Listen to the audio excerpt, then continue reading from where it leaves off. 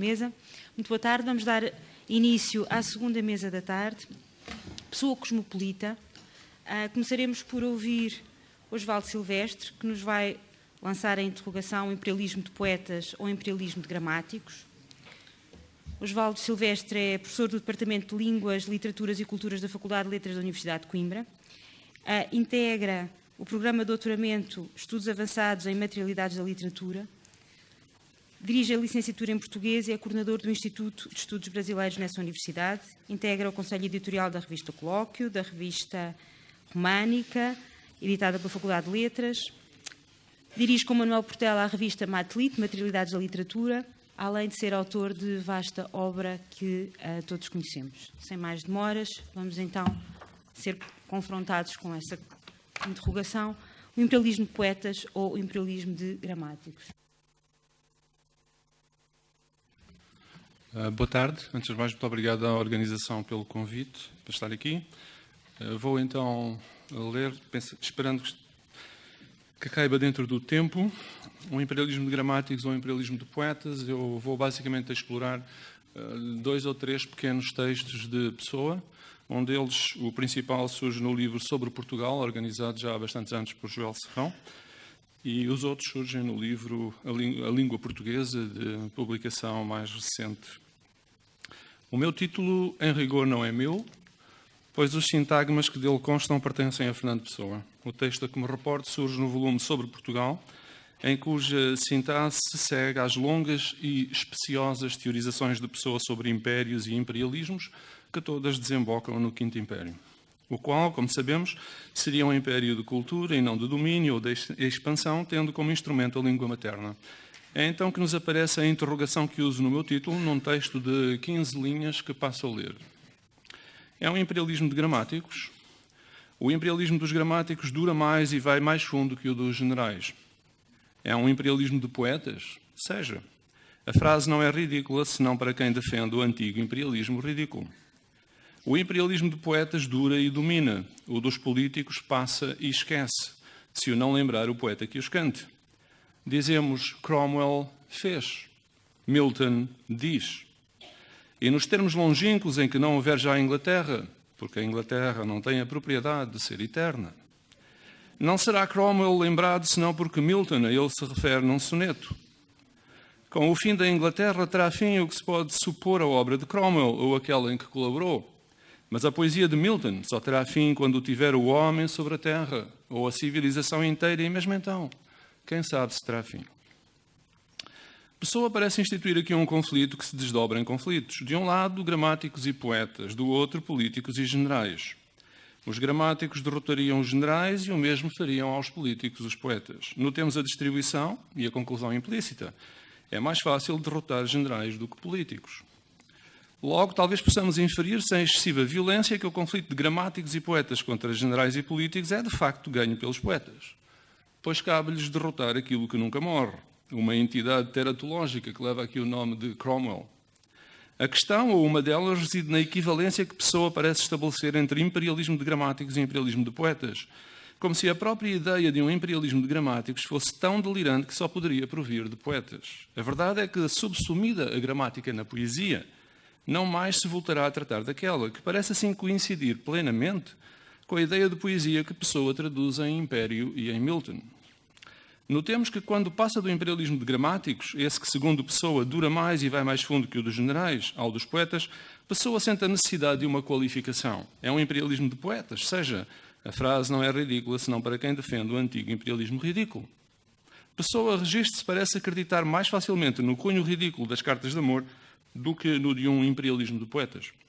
A qualificação ridículo não parece necessária quando se refere ao imperialismo de gramáticos, de certo em função do longo historial desta modalidade de imperialismo, que em rigor é o que subjaz ao tópico da língua companheira do império, recenseável em Nebrija e nos gramáticos do Renascimento ou das descobertas, e que nestes termos nada tem de poético. Mas há algo de oximórico na expressão imperialismo de poetas, que suscita a Pessoa um trabalho de modalização em torno do seu ridículo. E daí a afirmação de que o imperialismo de poetas dura e domina. Numa outra reflexão sobre o império, Pessoa diz, por exemplo, todo o verdadeiro império não visa outro fim senão dominar, pelo mero prazer de dominar. Lembro que dos gramáticos pessoas nos dissera que dura e vai mais fundo que o dos generais, não lhe atribuindo, contudo, o poder de dominar, que parece sobressair no confronto com o dos políticos, pois esse passa e esquece, se o não lembrar o poeta que os cante. O tópico, antigo e caro à boa consciência humanista, esquece, por exemplo, que o facto de o ditador português Salazar não ter tido um Milton não fez, contudo, que os portugueses o esquecessem. Pessoa que, aliás, gostava pouco de Salazar, diria seguramente que é muito cedo para saber. Relembro que, no seu exemplo, quando já não houver Inglaterra, Cromwell será apenas lembrado porque Milton se refere a ele num soneto. Com o fim da Inglaterra, extinguir-se-á a obra de Cromwell, mas a poesia de Milton só terá fim quando tiver o homem sobre a terra, ou a civilização inteira, e mesmo então, quem sabe se terá fim. A poesia de Milton, ou seja, o imperialismo de poetas, sobreviverá à coisa chamada Inglaterra, e mais ainda, à coisa chamada Império Britânico. Quando essas coisas, Império Britânico e Inglaterra, se extinguirem, perdurará uma estranha coisa chamada a poesia de Milton. Espécie particular da categoria genérica imperialismo de poetas, que parece ter o dom de sobreviver à extinção de todas as coisas, mesmo eventualmente à extinção do homem sobre a Terra. Não quero agora explorar as sintonias e divergências entre esta conclusão que justapõe hipérbole e dúvida retórica, e mesmo então, quem sabe se a poesia de Milton terá fim, e o mais robusto anti-humanismo da conclusão de tabacaria, em que se nos garante que a tabuleta da tabacaria dos Esteves há de extinguir-se, e com ela a própria língua em que está escrita. A poesia de Milton parece possuir uma massa ontológica mais densa do que a tabuleta dos Esteves. Talvez por ser poesia e não tabuleta. Ou talvez por ser escrita na língua de Cromwell e não na língua dos Esteves. Mas quando Pessoa afirma que mesmo após o fim da civilização, a poesia de Milton poderá não ter fim, está a colocar a hipótese de a poesia poder sobreviver, 1, à nação, 2, à civilização, 3, à língua materna. A questão, ou uma das questões, estaria em saber o que sobrevive da poesia ou na poesia quando essa sobrevivência não é acompanhada da língua materna. E podíamos convocar para pensar a questão um nome que surgirá em seguida, Virgílio. Recuemos, pois, ao caso do latim, que em Pessoa é colocado com frequência sob a égide do tópico da língua universal. Referindo-se ao latim, num conjunto de textos dedicados à reflexão sobre ortografia, Pessoa qualifica-o como, cito, língua erudita e universal da civilização, o Volapük ou Esperanto natural orgânico. Para um pensador do Império e do imperialismo como Pessoa, que nisto tanto lembra o anglo-americano T.S. Eliot, a questão da língua universal é decisiva, razão pela qual lhe dedica longas páginas. Gostava de propor 2 excertos, ambos recolhidos no volume A Língua Portuguesa, organizado por Luísa Medeiros. No primeiro, Pessoa fala-nos de um conflito entre a Europa, ou seja, o latim e a sua gramática, e a poesia, ou seja, os vernáculos. O texto original é em inglês, o que não deixa de ser sintomático. Eu vou ler a tradução. E cito: o problema de uma língua internacional é uma questão de arrependimento. Quando recorremos a essa forma de língua, não estamos, na verdade, à procura de nada de novo, mas daquilo que perdemos. Houve um tempo em que qualquer homem, não de vasta, mas de cultura média, sabia ler na sua língua e em latim. Se é que no que toca à cultura não lia melhor em latim. O erudito polaco, espanhol e escandinavo pertenciam, enquanto intelectuais, a uma mesma nação. A cultura tinha no latim a sua própria língua. Havia, na realidade, os Estados Unidos da Europa, em tudo o que dizia respeito ao saber. O uso geral do latim na cultura, com todas as suas vantagens unificadoras, não conseguiu sobreviver ao uso particular, quando também cultural, das diferentes línguas europeias. Tivemos de escolher, por assim dizer, pois nunca escolhemos, entre a Europa e a poesia. Seria de veras proveitoso estabelecer um confronto entre estas posições, as de Ernst Robert Curtius, no seu grande livro de 1948 sobre literatura europeia e Idade Média Latina, e as de T.S. Eliot, no seu ensaio de 1944 sobre o clássico. Num passo notável, a Pessoa nota que a Europa, que a poesia, ou melhor, o romantismo destruíra, foi reconstruída não pela escola, como sugeria Eliot num seu dictum do ensaio de 44, e o dictum é este: podemos ter tantas variedades de religião quantas quisermos, desde que todos mandemos as nossas crianças para as mesmas escolas. Não foi reconstruída pela escola, mas pelas materialidades da comunicação. E eu cito Pessoa. Esta unidade europeia que a emergência das diferentes nações destruiu e que cada vez mais se interiorizou no seu espírito até se transformar em pequenas Europas, foi de certo modo reconstruída pelo processo um tanto incultural do desenvolvimento dos transportes. E talvez até pelo desenvolvimento da civilização, entenda-se o que se entender por civilização. Por isso, de certa maneira, voltámos atrás, aonde já estivéramos antes, salvo que desta vez, e para a nossa vergonha, por meio de rodas e asas, por terra e mar. E chegámos à porta das traseiras daquela casa onde, na entrada principal, convivéramos com Virgílio. O comboio, digamos, fará agora o que antes cabia a Virgílio fazer. E que Eliot acreditava em 1944, falando à Virgil Society de Londres durante o Blitz, poder continuar a fazer, com a decisiva ajuda das boas escolas anglicanas, monárquicas, conservadoras e, of course, classicistas. Regressemos então ao ponto principal, à poesia, que nestes textos Pessoa coloca em conflito com a Europa, vale dizer, com a própria ideia de império.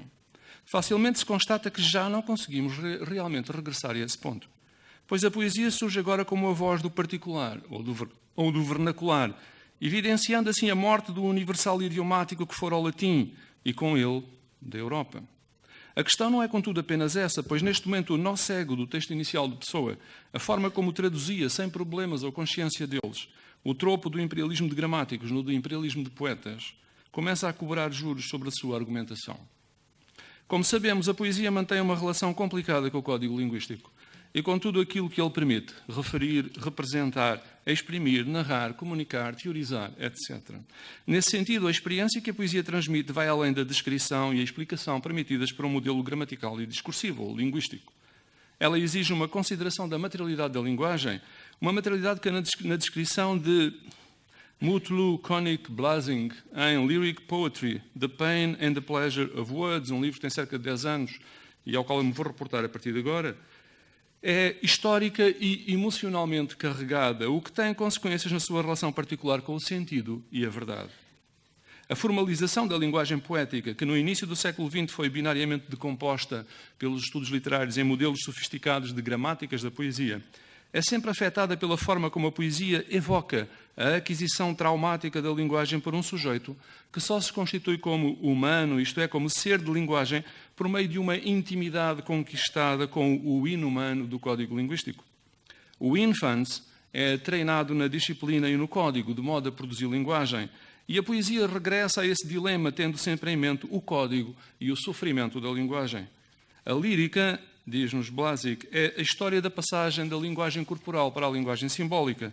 Ela recorda uma história que é tanto individual como genérica e falo, e cito, desmembrando a linguagem abstrata nos seus materiais e recompondo os materiais das palavras em significados abstratos coerentes. Neste processo, o sujeito que se cruza com os materiais da linguagem e os intencionaliza, conferindo-lhes sentido, fala-os numa língua materna, ecoando a verdade histórica de uma comunidade linguística, aqueles que partilham uma experiência particular do trauma que produz humanos.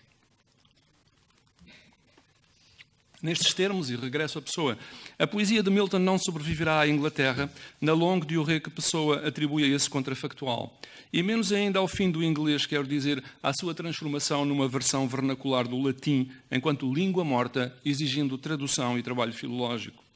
Como nota Blasing, e cito, a tradução racionaliza a alienação e perde o senso do unheimlich, que mora no coração da poesia, a experiência da alteridade íntima das operações mecânicas do código linguístico e das nossas histórias pessoais e comunitárias. Fim de citação. A tradução, digamos, resgata a gramática, mas dificilmente a poesia. Mas se assim é, o que dizer então do tropo o imperialismo de poetas, sobretudo em tempos já bastante afastados do tempo de Virgílio e do latim companheiro do império? Se admitirmos que a lírica é uma recuperação da cena primitiva da aquisição da linguagem, é difícil traduzir esse materialismo e particularismo idiomático em figuras do universal. Pessoa, recordo, descreve esta situação como uma opção que os europeus tiveram de fazer entre poesia e Europa, e escolheram a poesia do nacionalismo. A não ser que procedamos a uma comutação que o texto de Pessoa talvez solicita de lírica por épica, já que o exemplo insistente é Milton. Não estou, porém, convencido da pertinência ou bondade dessa comutação. Em primeiro lugar, porque não estou certo de que ela traga mais do que uma ilusão tautológica do tipo a épica é sobre o império. Logo, o imperialismo de gramáticos e poetas está assegurado por ela. Que a épica seja sobre império, ou como se aprende lendo Camões ou Milton, sobre retórica, é indiferente. Uma vez que a possibilidade do imperialismo de poetas não depende da natureza dos poemas em causa, mas sim da capacidade que certos poemas têm para sobreviverem a coisas como Inglaterra, Portugal ou Roma.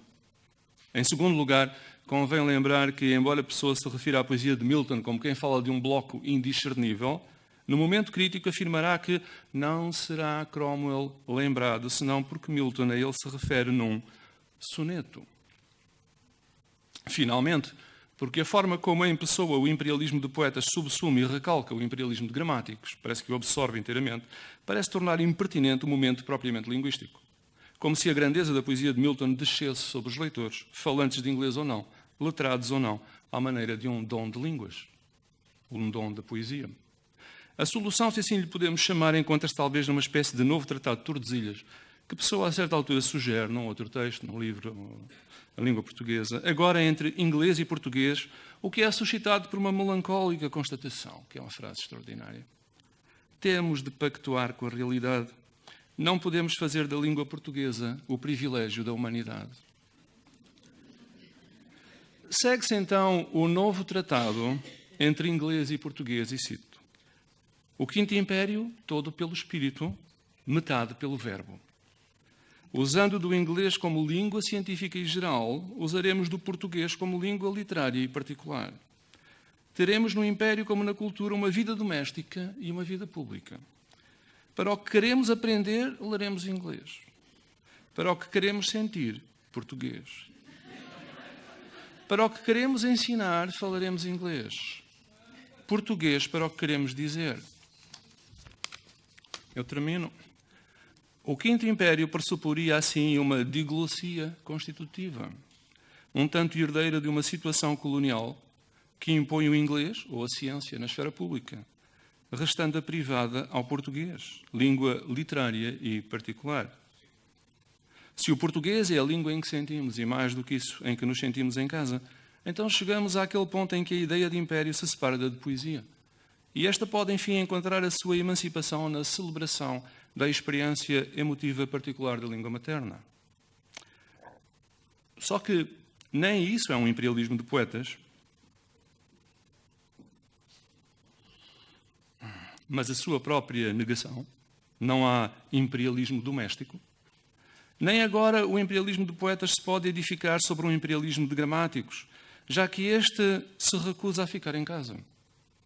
Quando Pessoa afirma que teremos, no Império como na cultura, uma vida doméstica e uma vida pública, percebemos que o mesmo poeta que não sentira a necessidade de evocar Camões para teorizar o imperialismo de poetas, se esquece agora de Milton, já que subtrai ao inglês a literatura. A pátria do Quinto Império é a língua portuguesa. Sim, mas só a 50%. Tanto mais que o português não é um privilégio da humanidade. O português é o privilégio dos portugueses, assim como, afinal, o Quinto Império. Muito obrigado pela vossa atenção.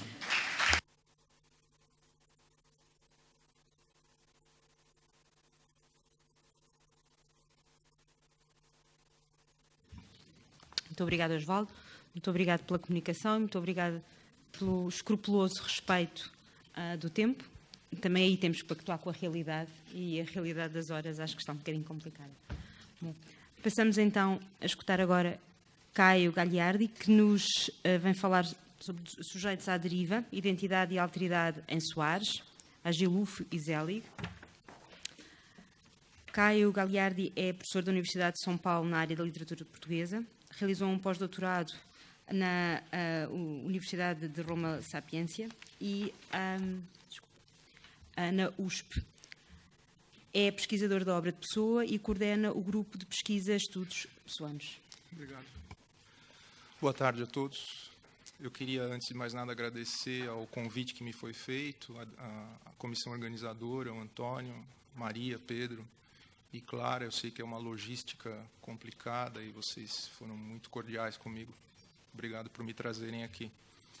E dizer a vocês também que muitos dos que estão aqui presentes eu conhecia como leitor e agora é um prazer ver que eles são reais.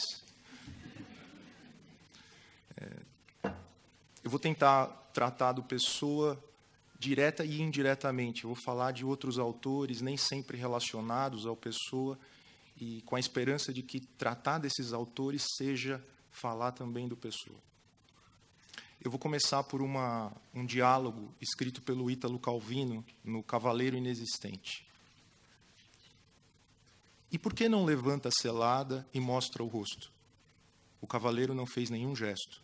Sua direita enluvada, com uma manopla férrea e bem encaixada, cerrou-se mais ainda ao arção da sela, enquanto o outro braço, que regia o escudo, pareceu ser sacudido por um arrepio. Falo com o senhor, ei, paladino, insistiu Carlos Magno. Como é que não mostra o rosto para o seu rei? A voz saiu límpida da barbela. Por que não existo, sir? Faltava esta, exclamou o imperador. Agora temos na tropa até um cavaleiro que não existe. Deixe-nos ver melhor. Adilulfo pareceu hesitar um momento, depois, com mão firme e lenta, ergueu a viseira. Vazio o elmo. Na armadura branca, com penacho iridescente, não havia ninguém. Este diálogo localiza-se no início do Cavaleiro Inexistente, um dos romances emblemáticos do nosso tempo, publicado por Ítalo Calvino em 59 e parte de uma trilogia intitulada Os Nossos Antepassados, através da qual o autor tensionava traçar, com leveza e bom humor, uma genealogia do homem contemporâneo. Nessa paródia de um romance de cavalaria, escrita em chave burlesca, a narradora, Irmã Teodora, é uma freira confinada cuja penitência é justamente contar a fábula de Adilulfo. O diálogo citado ocorre durante a passagem em revista do imperador Carlos Magno por sua tropa, da qual faz parte o incorruptível cavaleiro. Referência no campo de batalha, para servir a fé cristã, Adilulfo não dorme e executa suas tarefas com perfeição. Sempre imaculada, sua armadura, no entanto, está sempre vazia. Essa parábola que tem aqui o propósito de nos conduzir por um caminho próprio pelas veredas do que Leila Perrone Moisés chamou de sensação do vácuo subjetivo, referindo-se, é claro, a Fernando Pessoa. Eu me valho dessa expressão da Leila, embora a intuição inicial, a exemplo de muitas outras intuições iniciais que muitas vezes nós reproduzimos inadvertidamente, seja de Jorge de Sena. A seu ver, a questão fundamental da poética pessoana é a do sujeito tentando constituir-se em luta entre a identidade e a alteridade. Ora, é justamente essa última palavra um conceito-chave para Calvino em sua análise do homem de seu tempo, isto é, os meados do século passado. No ensaio intitulado O Mar da Objetividade, o escritor considera que o homem do pós-guerra rendeu-se à objetividade, tornando-se resignado e pragmático por lhe faltar a confiança para conduzir a história. Sua crise é a crise do espírito revolucionário. Como resultado, teria se feito vítima de um processo de alienação, segundo o qual sua identidade passou a ser determinada pelo assim chamado mundo objetivo, isto é, um conjunto de estereótipos que obliteram a consciência, planificam as reações e enferrujam os sentidos. Para Calvino, é preciso libertar a identidade da cratera fervente da alteridade. Pensar nisso, à luz de Pessoa, produz um significativo contraste. Se para o escritor italiano, embora ele tenha nascido em Cuba, a alteridade é o polo contrário à afirmação do sujeito autêntico, para a Pessoa, a quem fingir é conhecer-se, ela se torna sua parte constitutiva. Podemos considerar, aliás, que é justamente por incorporar a alteridade aquilo que Pessoa propõe como uma performance do eu, que o poeta galvaniza a noção de personalidade, resgatando-a da poeira romântica. Já para Calvino, a alteridade nunca é positiva. A seu ver, a tragédia do mundo pós-guerra, e poderíamos acrescentar pós-Pessoa, reside em este ser habitado por pessoas sem individualidade, reduzidas a comportamentos pré-estabelecidos. A seu ver, a excentricidade cedeu lugar ao conformismo, O homem que outrora procurava se afirmar como exceção, preocupa-se em se afirmar pela aceitação. No prefácio à segunda edição de sua trilogia, que foi publicada em 60, Calvino considera que o problema hoje não é mais o da perda de uma parte de si mesmo, mas o da perda total, o de não ser mais nada. Conformados, somos felizes. Cegamente felizes, diria um Bernardo Soares, revoltado por entender que a adaptação resulta de uma debilidade do intelecto e dos sentidos. A desgraça existencial talvez possa se resumir, segundo uma concepção que reitera claramente o apelo de Calvino, a uma relação indiretamente proporcional. Quanto menos humanos, mais felizes. Bernardo Soares diz assim: irrita-me a felicidade de todos estes homens que não sabem que são infelizes. A sua vida humana é cheia de tudo quanto constituiria uma série de angústias para uma sensibilidade verdadeira. Emperrado pela doença da burocracia, o homem contemporâneo a Calvino, e nada distante de nós, é o sujeito rasurado, por vezes dividido, noutras dilacerado, como consequência de sua institucionalização. Ele descende dos homens que surgem um século antes, os sujeitos empacados de Dostoiévski e Melville. É o ácido e amargurado narrador das Memórias do Subsolo, que escarnece dos homens de ação e considera que possuir uma consciência muito perspicaz é uma doença. É Akaki Akakievich, o protagonista de O Capote, de Gogol. Por mais que mudassem os demais funcionários do escritório, este permanecia no mesmo lugar, executando a mesma função de copista, não apenas com zelo, mas com amor. Akakievich talvez já tivesse nascido amanuense, de uniforme e calvo. É Bartleby, outro lamentavelmente respeitável copista de Wall Street, que estranhamente acha melhor não realizar o seu trabalho, tampouco deixar o escritório do advogado narrador que lhe ofereceu emprego. A pergunta que paira sobre a novela de Melville, sobre o que leva Bartleby a permanecer naquele local, mesmo quando o escritório muda de endereço e, consequentemente, a morrer na prisão, remete-nos a Bernardo Soares. Se levarmos em conta uma entre as muitas afirmações que faz a respeito de seu espaço de trabalho e seu espaço de moradia, encontraremos uma daquelas belas distinções esquemáticas que Pessoa tanto cultivou. Essas citações são sempre muito mais longas, mas por conta do tempo eu corto um pouco essas citações para que eu possa acabar mais ou menos a tempo. E se o escritório da Rua dos Douradores representa para mim a vida, este meu segundo andar, onde moro, na mesma Rua dos Douradouros, representa para mim a arte. A arte mora na mesma rua que a vida. A tal ponto essa identificação se estabelece que, em outros momentos, esses espaços apresentam-se imiscuídos, sem fronteiras demarcadas, cambiando livremente de sentido. Dessa múltipla representação resulta uma possível resposta para a atitude de Bartleby. É como se pode ler o trecho a seguir, em que Soares se recolhe no escritório da Rua dos Douradores, apegado às suas coisas, como as únicas que lhe restam. E recolho-me, como ao lar que os outros têm, a casa alheia, escritório amplo da Rua dos Douradores. Achego-me à minha secretária como a um baluarte contra a vida. Tenho ternura, ternura até as lágrimas, pelos meus livros de outros em que escrituro, pelo tinteiro velho de que me sirvo, pelas costas dobradas do Sérgio, que faz guias de remessa um pouco para além de mim. Tenho amor a isto. Talvez porque não tenha mais nada que amar, ou talvez também porque nada vale o amor de uma alma. E se temos por sentimento que o dar, tanto vale dá-lo ao pequeno aspecto do meu tinteiro, como à grande indiferença das estrelas. Soares, talvez, como Bartleby, mas também como o incógnito protagonista do Diário de um Louco, de Gogol, tem amor à escrivaninha, ao tinteiro, ao escritório, enfim, talvez por não ter mais nada que amar.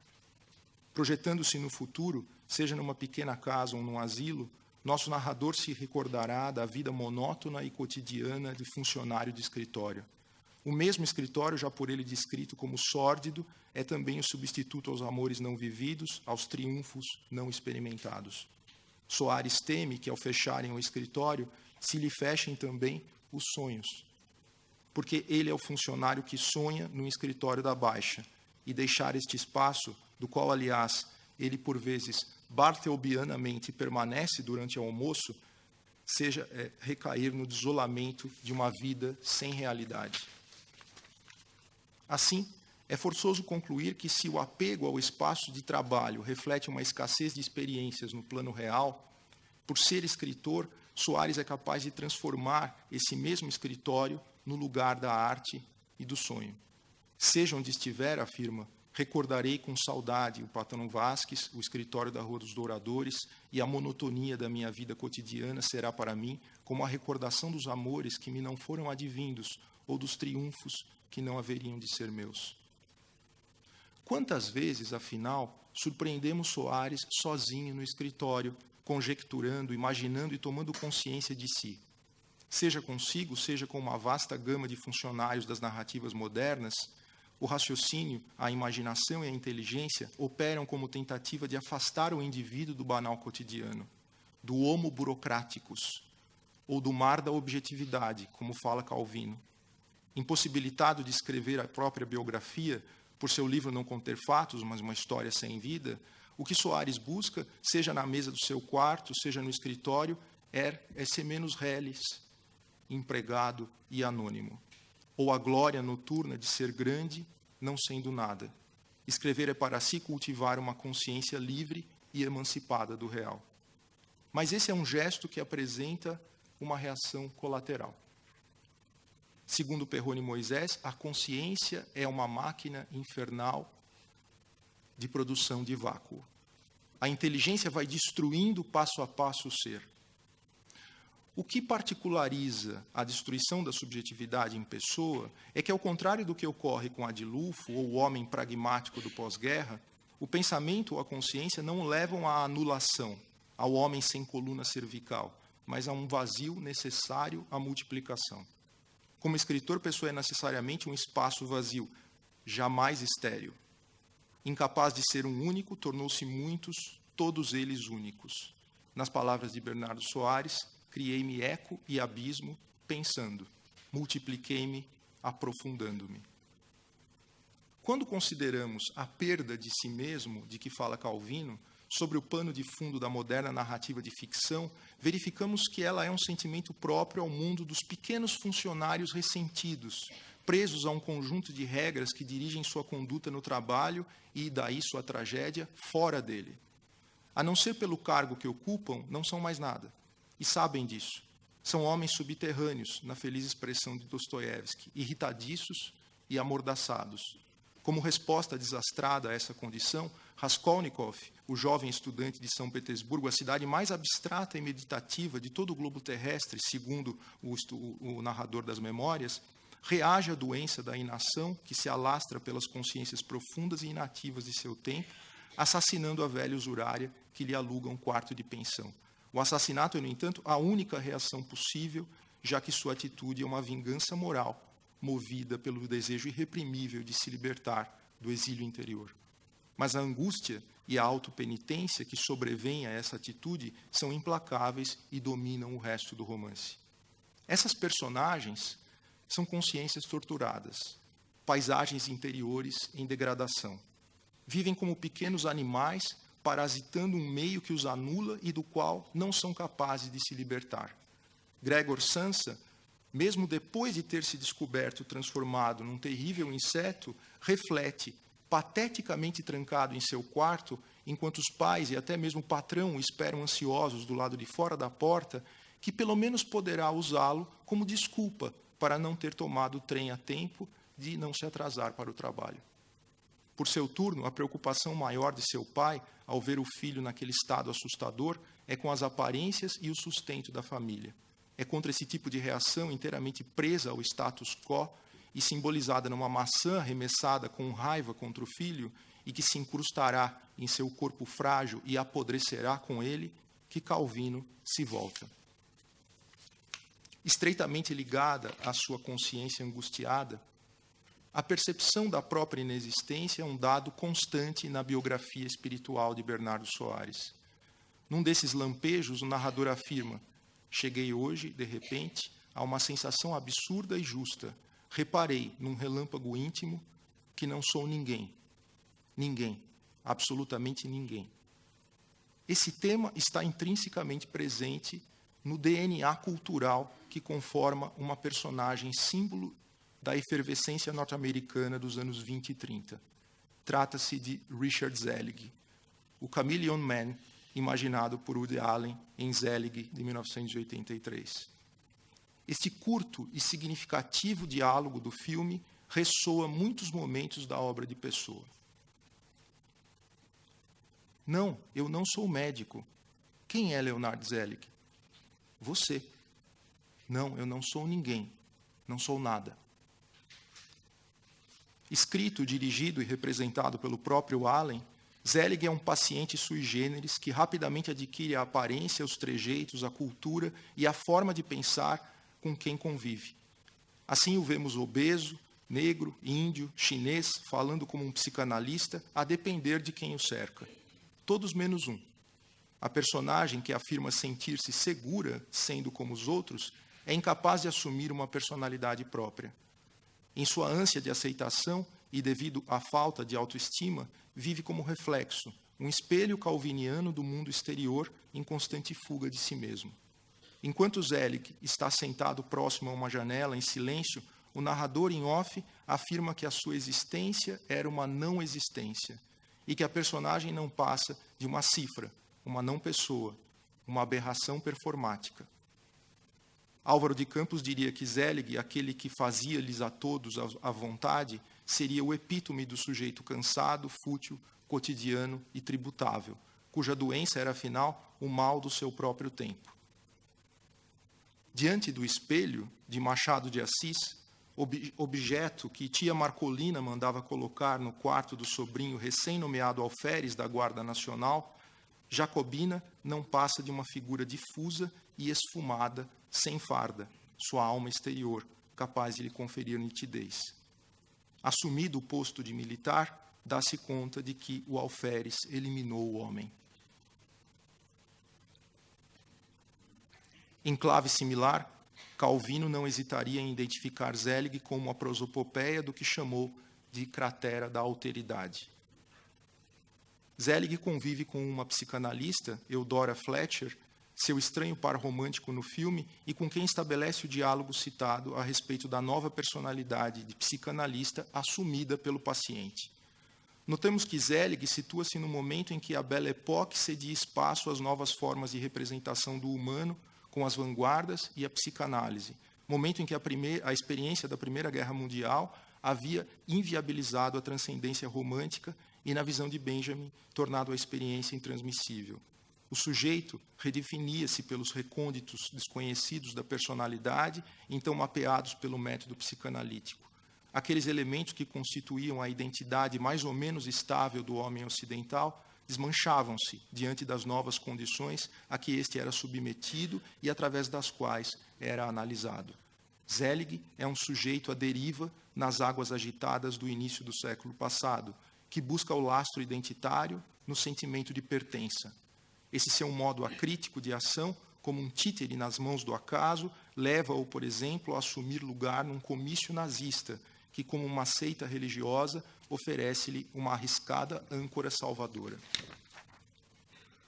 O rápido, porém preciso autodiagnóstico de Zelig é formidavelmente glosado pelas palavras de Vitangelo Moscarda, o inesquecível protagonista em autodegradação de nenhum e 100.000 de Pirandello, para quem a simples enunciação do pronome pessoal do caso reto na primeira pessoa do singular deflagra uma inconsistência de base.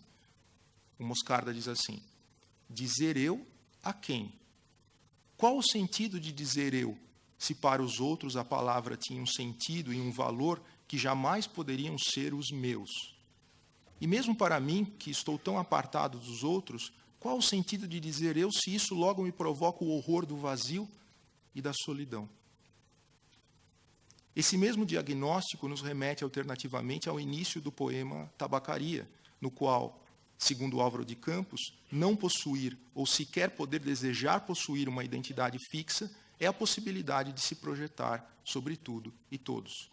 Enquanto Zelig não é capaz de se distinguir dos outros, e ao não ser quando questionado é alguém que não se vê, Pessoa, Soares e companhia heteronímica nunca deixam de se confrontar consigo mesmos.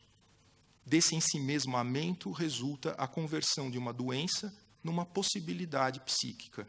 Não ser nada abre janelas para todos os sonhos do mundo. O sensacionismo converte desse ângulo negativo em positivo, a possibilidade de tratar um objeto de estudo,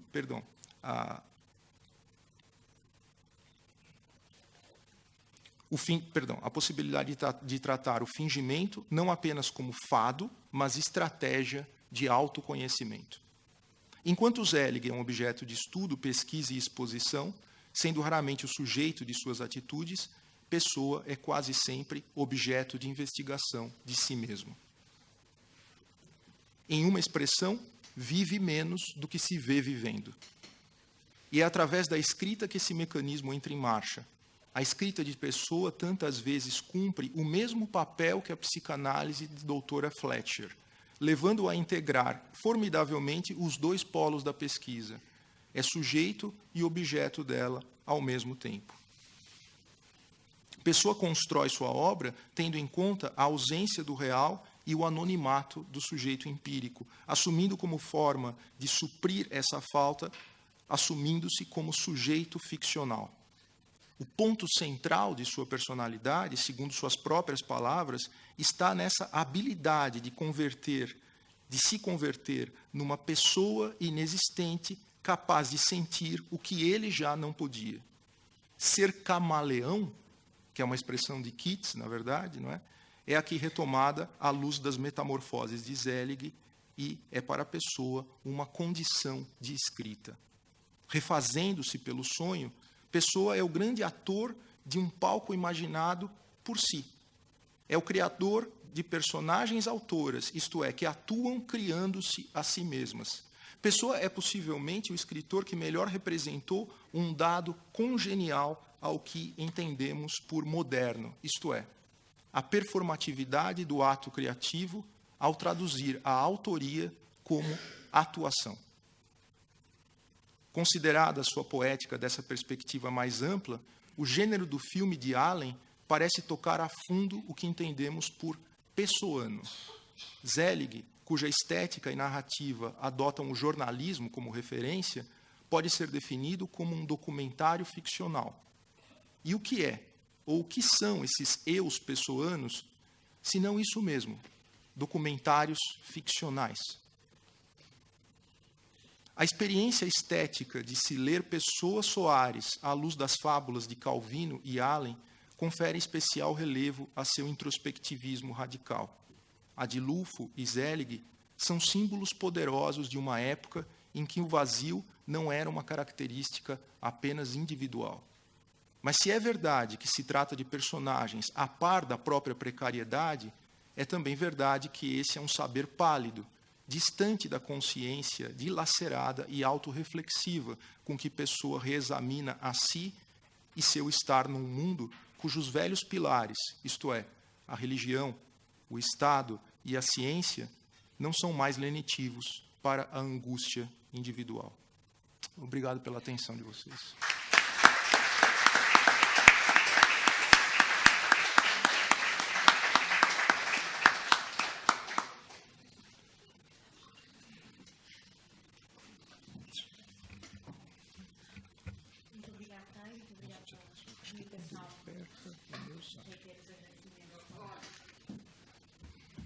Obrigada. Muito obrigada, Caio, muito obrigada pela comunicação, muito obrigada pelo respeito do tempo estipulado. Passamos a ouvir agora o último palestrante, Bartholomew Ryan, que nos vem falar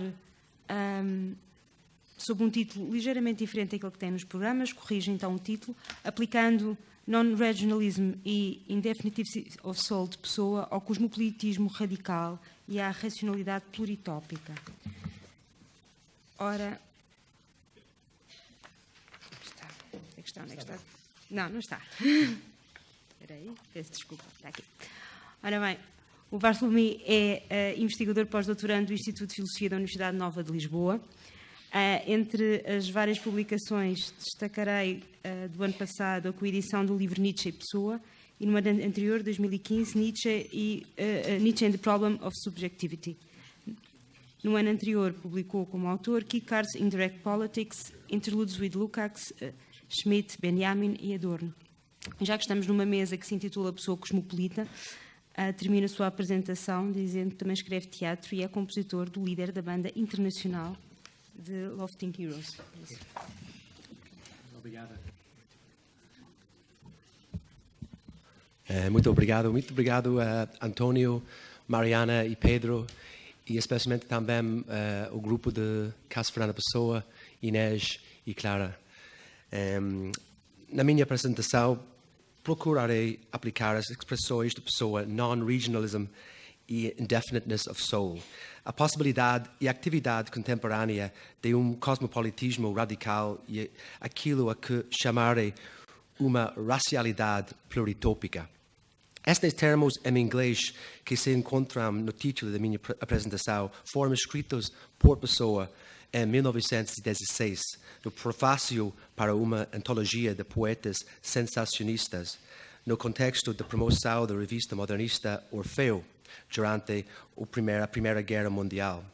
Mas foi só publicado pela primeira vez em 1952. Este excerto foi atribuída a dois heterônimos cosmopolitas, Álvaro de Campos e Thomas Cross, mas o seu autor mais provável é Thomas Cross, a quem foi dada a tarefa de escrever em inglês sobre os sensacionistas portugueses e que mencionou ter vindo para Portugal a partir da Inglaterra. Este excerto, juntamente com um parágrafo em particular, que também é escrito em inglês, que me referirei mais tarde, convida o leitor a repensar Pessoa e em como alguns aspectos de sua produção literária penetram e põem em evidência o papel sempre mutável da linguagem humana, da deslocalização do exílio, das máscaras e da condição metafísica de andar à deriva para o self moderno, que, ao meu ver, prepararam o caminho para o cosmopolitismo radical e a racialidade pluritópica. Talvez esta perspectiva permaneça ainda apenas uma possibilidade, um gesto messiânico, mas parece-me uma perspectiva crucial, especialmente nestes tempos confusos, nihilistas, perturbados e adversos que vivemos, como sempre. O que é o cosmopolitismo radical e de que forma se aplica à Pessoa? Atentemos numa passagem deste prefácio, se for possível mostrar aqui. Okay. Está escrito em inglês, então durante um momento eu vou falar em inglês. The Portuguese sensationists are original and interesting because, being strictly Portuguese, they are cosmopolitan and universal. No people depersonalize us so magnificently. That weakness is its great strength. That temperamental non-regionalism is its unused might. That indefiniteness of soul is what makes them definite. They are born civilized because they are born acceptors of all. They have a positive love of novelty and change. They have no stable elements. Wow. Este não é cosmopolitismo banal. O que estou a fazer é mostrar que a Pessoa resiste à imagem de cosmopolita confortável, elitista, materialista e pseudo-liberal dos tempos modernos, continuando a desenvolver ideias que apresentei num artigo o ano passado sobre caos e cosmopolitismo e aproveitando a sugestão de Fernando Beleza de uma heterotopia cosmopolita periférica. Gostaria de sugerir que a Pessoa nos ofereça gesto de cosmopolitismo radical que abrange jogo de antinomias, uma racialidade pluritópica, non-regionalism e indefiniteness of soul. As antinomias são bastante evidentes na passagem citada: weakness e strength, strictly Portuguese, cosmopolitan e universal, indefiniteness e definite. E todas elas abanam a razão do sono de uma convicção fictícia. O gesto messiânico, no seu unused might, de cosmopolitismo radical e complexo,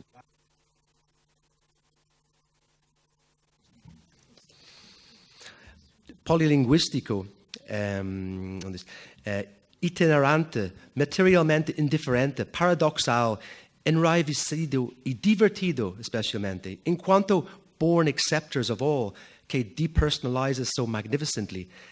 Estes vulneráveis cosmopolistas que não têm stable elements contrapõem-se à histeria e paranoia rígidas e dogmáticas que tendem para o totalitarismo e a uniformidade experienciados nos anos 30, por exemplo, e que hoje também testemunhamos em movimentos populares sinistros, na aversão pelo estranho e no retorno à ignorância e ao nacionalismo exclusivo.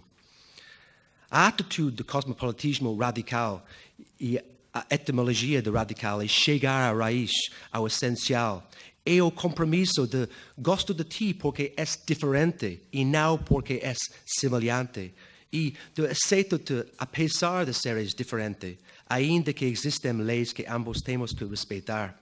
Assim, no seu poema épico Ode Marítima, Campos afirma que, e a citação, a fraternidade, afinal, não é uma ideia revolucionária, é uma coisa que a gente aprende pela vida fora, onde tem que tolerar tudo.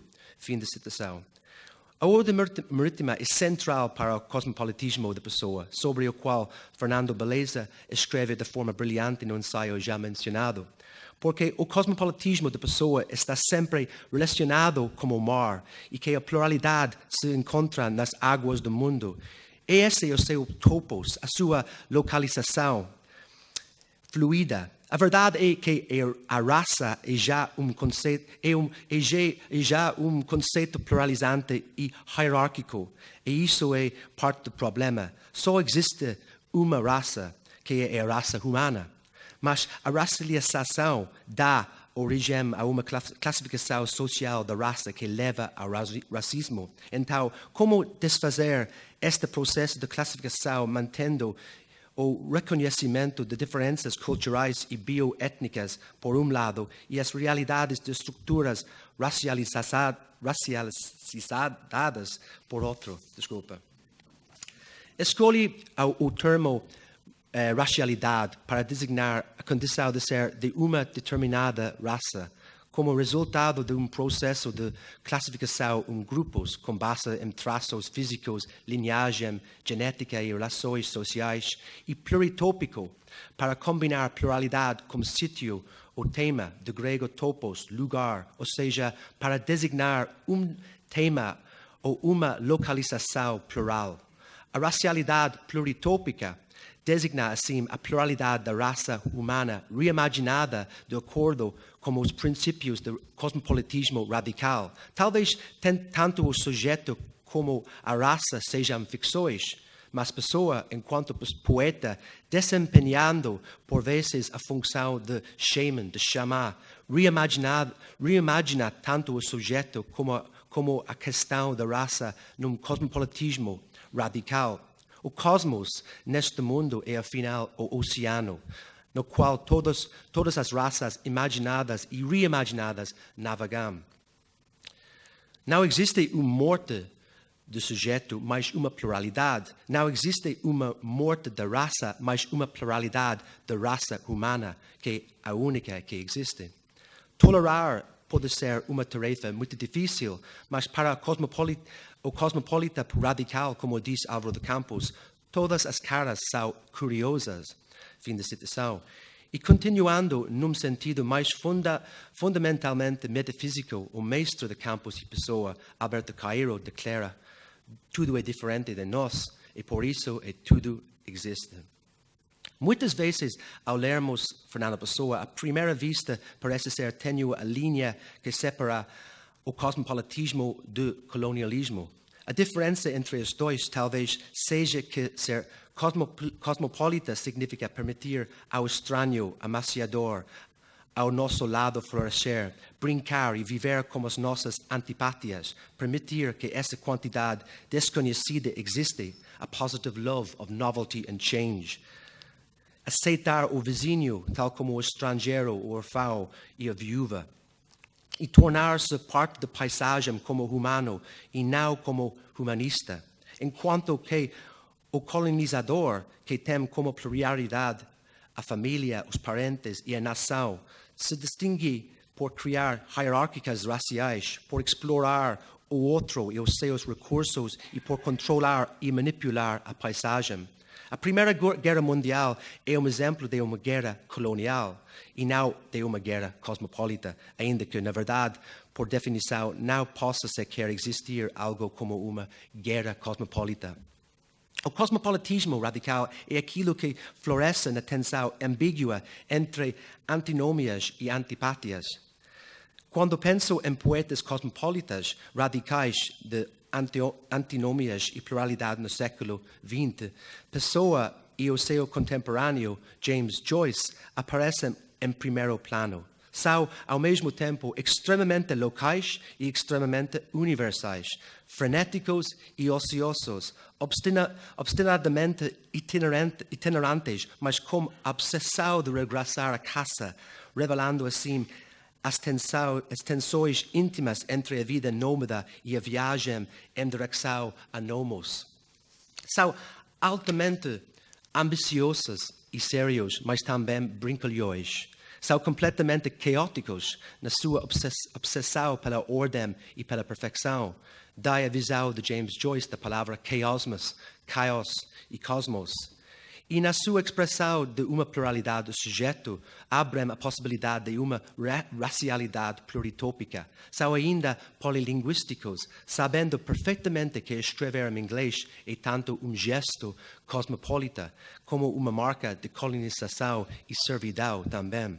Foi por isso que escolhi como segunda moto para este texto uma passagem da obra-prima final e exasperante de Joyce, Finnegan's Wake. Meu Deus. Talvez o livro mais cosmopolita de toda a literatura e mais frustrante também, que celebra e incorpora antipatias em todo o lado, incluindo no título. Thus we cannot escape our likes and mislikes, exiles or ambushers, beggar and neighbour, and this is where the Dime Show advertises, advance the temporal relief plea. Let us be tolerant of antipathies. James Joyce, Finnegan's Wake. É possível que a pessoa seja todas estas coisas e talvez até mais. Não há dúvida de que existem lacunas enormes e decisões a serem tomadas ao lermos a vasta e multifacetada obra da pessoa e devido às suas declarações provocadoras e contraditórias, a pessoa pode ser implicitamente colocado entre cosmopolitismo e colonialismo. A caracterização particular da pessoa do cosmopolitismo como algo não regional, indefinido e messiânico encontra-se muito longe da realidade presente do cidadão português comum, que, pelo menos de um ponto de vista cultural, em muitos casos, para ele ou para outros, permanece católico, nacionalista, subserviente e derrotado. Mas não se preocupe, Joyce diz coisas muito mais pior sobre os irlandeses. Campos sabia muito bem ao escrever a sua invectiva contra tudo no seu ensaio futurista hilariante Ultimatum, onde satiriza toda a cultura europeia e proclama que chegamos à época de desintegração nihilista de Nietzsche. Portugal também não é poupado. O compromisso de pessoa com a novidade e a mudança, novelty and change, é a posição messiânica da frase que estamos aqui a analisar. Também se encontram na sua visão daquilo a que chama a literatura de antemanhã, na qual, de forma significativa para a minha apresentação, incluí James Joyce's Ulysses, ecoando ainda as esperanças de Nietzsche de aparecimento de filósofos e artistas globais no futuro, no século XX e para além dela. A mudança e a novidade são dolorosas e todas as épocas são frequentemente tratadas como apocalípticas, porque as nossas vidas aceleram-se para a morte e o nosso tempo é sempre escasso. Assim, todos os grandes poetas têm de ser, de uma forma ou de outra, fundamentalmente apocalípticos. Não para nos fazer entrar em pânico, mas para nos acordar para a nossa existência temporal e multifacetada de infinitas diferenças e antinomias. Ao pensarmos do temporal non-regionalism, testemunhamos aspectos de primeiras notas musicais do Ode Marítima, que é o sonho de uma vida de mar, cuja localização é todo o lado e lado nenhum, no cosmos enquanto oceano.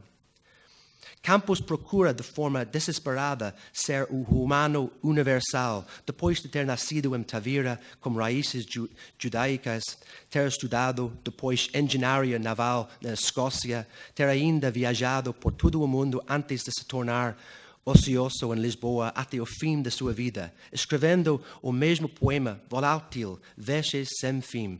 Campos é, tal como descreve perto do final da Ode Marítima, como as patriotas transitórios de uma mesma pátria incerta, como o cosmopolitismo perfeito e total de nunca pararem num ponto e conterem todas as espécies de trajes, de caras e de raças.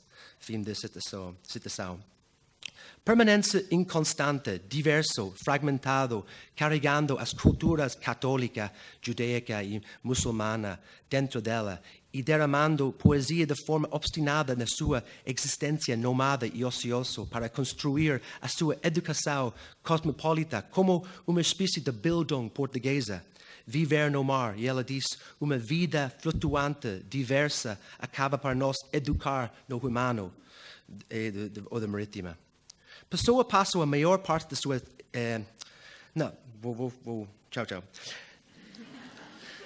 No indefiniteness of soul, pessoa, como todos sabemos, é capaz de criar uma multiplicidade de poetas, ideias e vozes. E esta visão enraizou muito cedo, no início do século XX, ao longo das fronteiras da África do Sul, onde o Império Britânico se cruzou com a África indígena, boers africanos, consules portugueses e trabalhadores indianos. O cosmopolita radical é como um espião, usando uma máscara atrás da outra. De forma semelhante ao homem da ação revolucionária, Pessoa trabalha em espionagem e traições enquanto escritor, enganando, fingindo, indo contra si mesmo, virando um heterônimo contra o outro, divertindo-se com paradoxos e antinomias. A declaração messiânica de Pessoa é que os portugueses are born civilized because they are born acceptors of all. Fim da citação. Assim, a sua admiração pela Inglaterra deve ser o facto de este ser civilizado por ser capaz de conter e produzir grandes traidores. Um ano depois do parágrafo em que me tenho vindo a referir, Pessoa escreve o seguinte, novamente em inglês, sendo esta segunda passagem, ou terceira passagem em que gostaria de me focar. Ela diz... A nation which does not produce traitors can hardly be said to be civilized. A nation which produces too many cannot be said also to be. England is the example of a civilized nation, with such magnificent examples as the late Sir Roger Casement, Houston Stewart Chamberlain, and Mr. Frank Harris. Fernando Pessoa, entre estes dados, talvez uma pessoa que possa ajudar-me quando exatamente porque ainda não sei. Todos estes homens mencionados por Pessoa foram traidores do Império Britânico em diferentes graus e pegando apenas nomelas Sir Roger Casement, temos homem que exemplifica o cosmopolitismo radical, que aspirava a uma racialidade pluritópica e uma Irlanda plural e irlandês nas suas cruzadas em nome das populações indígenas do Congo, da Amazônia e da Irlanda. É homem que tinha sempre outro papel, o self escondido, por detrás daquela que apresentava. A vida diplomática de Roger Casement esteve ligada ao mundo lusófono, trabalhando em Lourenço Marques, Durban, Luanda, na África, e em Rio de Janeiro, Santos, Belém de Pará, no Brasil, e morando, entretanto, no Hotel Bragança, em Lisboa, em Topos, em que Saramago colocaria, como sabem, Ricardo Reis no seu grande romance, O Ano da Morte de Ricardo Reis. Casement é festa antinomias, aventureiro que atravessou mares e viajou ao longo de rios na sua procura messiânica por verdade e justiça, fundindo a visão de nomos e da vida nomada. Sonhador que gostaria de ser poeta, mas que ganhava a vida a escrever relatórios longos e entediantes para vários consulados. É homem que foi elevado a cavaleiro pelo Império Britânico, mas que, ao mesmo tempo, era terrível revolucionário. É homem que se assumia ser de maior gabarito moral, mas que, na verdade, era homossexual depravado. É pessoa que se via como orgulhoso, incorrigible Irishman, mas que acabou por ser enforcado como traidor britânico em 1916. E pessoa sempre tem surpresas. Quando encontrei esta citação, estava muito contente que posso falar sobre Roger Casement no Congresso Fernando Pessoa. Enfim, em conclusão, naturalmente, que juntamente com o desempenho de Roger Casement, encontramos todos os ninguém sem rosto que dão à pessoa a sua poesia. Os barbeiros, os vendedores de tabaco, os amantes e as amantes desconhecidos e os heterônimos banais. Todos juntos flutuam como reflexos mutáveis no oceano universal. Richard Zenith afirmou de uma forma bonita que a pessoa nos deixou a cosmography not just of his multiplied self, but of Western thought and philosophy as embodied by those various selves. Fim da citação. É sempre importante lembrar que a vocação do poeta e do filósofo no desdobramento do self moderno é para abrir novos horizontes, para perturbar o leitor, e ainda que o poeta e o filósofo estejam sempre ligados a algum lugar, o sítio onde nascerão, viverão e morrerão, mas elas falam sempre para a diversidade do ser humano, problemático e lutador, que é todo agente enquanto ser diferente e divergente, caótico, questionador e impossível. Que possamos, enquanto humanos, aceitar por muito tempo esta complexidade do cosmopolitismo radical e da reimaginada a pluritópica da raça. Obrigado.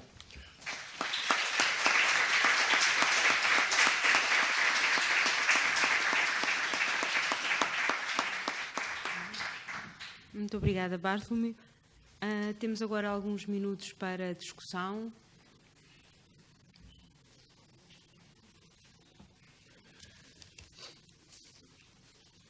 Creio que os microfones já estão a circular.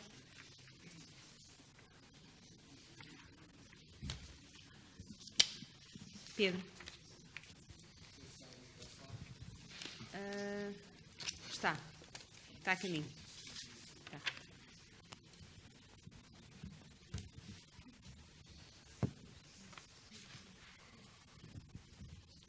Então, boa tarde. Agradeço muito as comunicações, que achei muito interessantes, e tinha uma pergunta a colocar ao professor Caio Galhardi, no sentido de perceber melhor, pelo menos, uma das suas teses, ou perceber em que sentido ia a sua reflexão, e a pergunta é a seguinte. Eu vou tentar recapitular um pouco aquilo que disse, mas corrija-me se estiver errado. Portanto,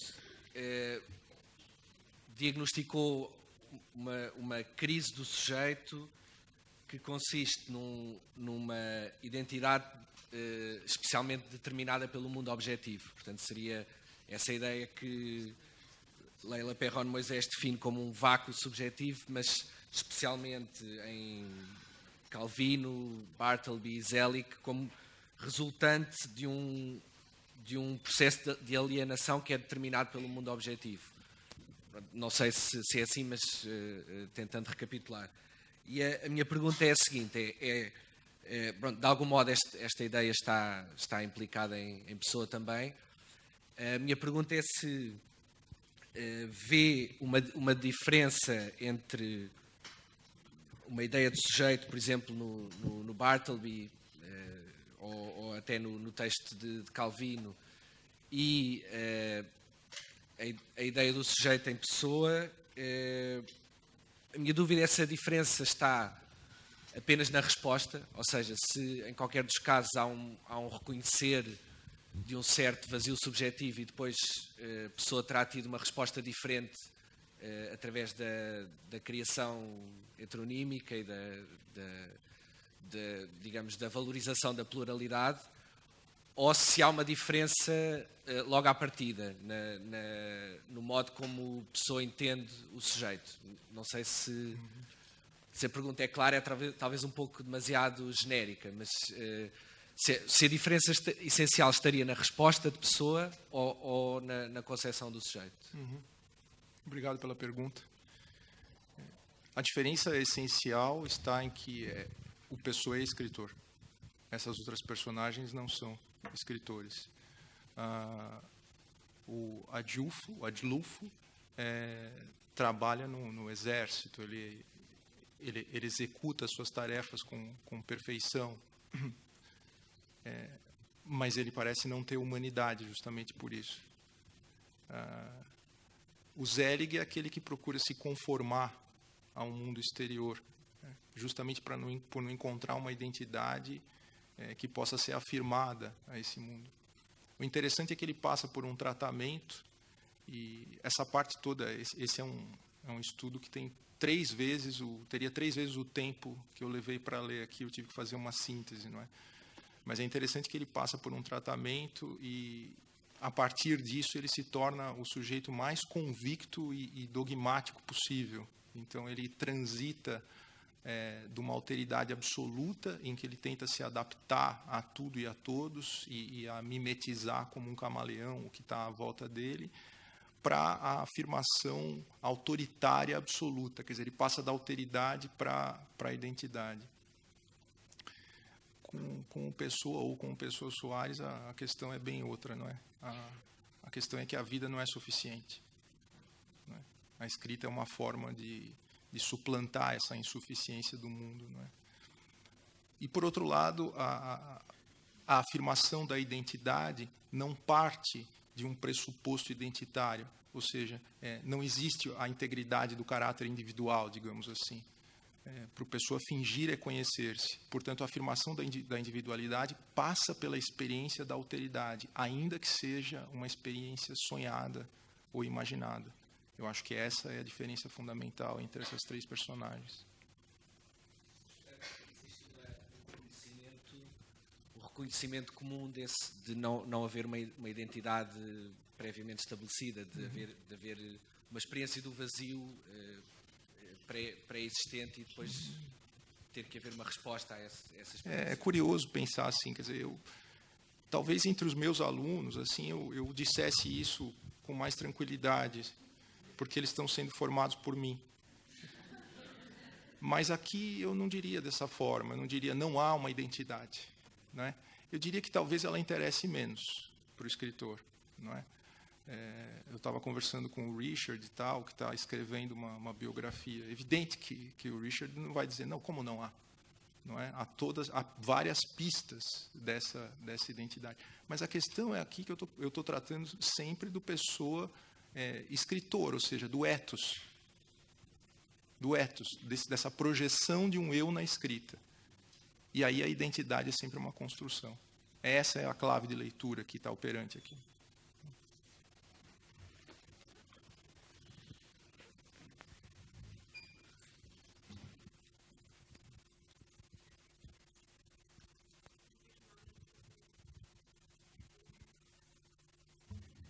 Uma vez que não há manifestações imediatas de desejo de intervenção e por indicação da senhora diretora, se calhar encerrávamos agora esta sessão agradecendo muito